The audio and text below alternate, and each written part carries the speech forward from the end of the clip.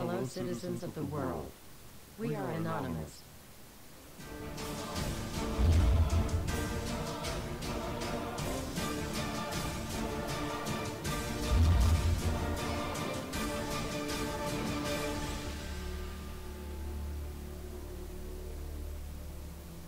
Dear brothers and sisters, now is the time to open your eyes.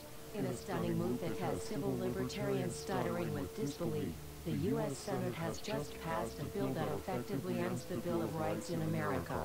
The National Defense Authorization Act is being called the most traitorous act ever witnessed in the Senate, and the language of the bill is cleverly designed to make you think it doesn't apply to Americans. But toward the end of the bill, it essentially says it can apply to Americans if we want it to. Bill summary and status.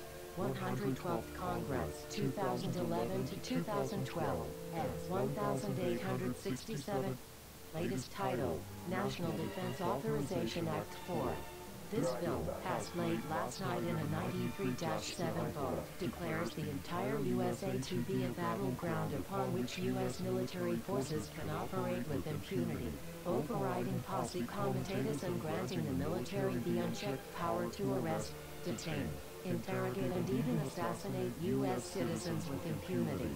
Even Wired magazine was outraged at this bill, reporting, Senate wants the military to lock you up without trial. The detention mandate to use indefinite military detention in terrorism cases isn't limited to foreigners. It's confusing, because two different sections of the bill seem to contradict each other. But in the judgment of the University of Texas Robert Chesney, a nonpartisan authority on military detention, U.S. citizens are included in the grant of detention authority. The passage of this law is nothing less than an outright declaration of war against the American people by the military-connected power elite. If this is signed into law, it will shred the remaining tenets of the Bill of Rights and unleash upon America a total military dictatorship, complete with secret arrests, secret prisons, unlawful interrogations, indefinite detainment without ever being charged with a crime, the torture of Americans and even the legitimate assassination of U.S. citizens right here on American soil. If you have not yet woken up to the reality of the police state we've been warning you about, I hope you realize we are fast running out of time. Once this becomes law, you have no rights whatsoever in America, no due process, no First Amendment speech rights, no right to remain silent, nothing. The U.S. Senate does not want us to speak.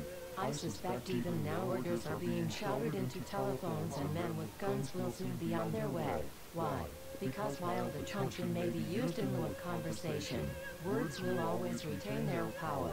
Words offer the means to meaning and for those who will listen, the enunciation of truth. And the truth is, there is something terribly wrong with this country, isn't there?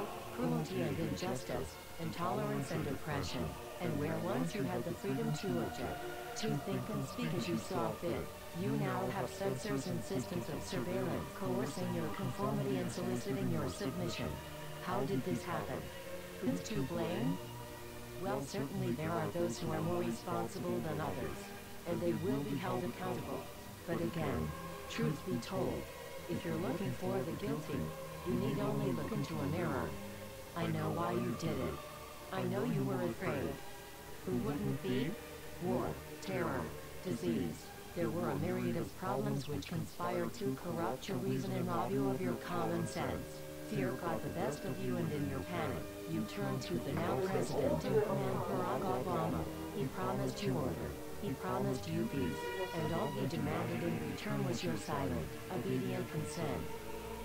More than 400 years ago, a great citizen wished to embed the 5th of November forever in our memory. His hope was to remind the world that fairness, justice, and freedom are more than words. They are perspectives.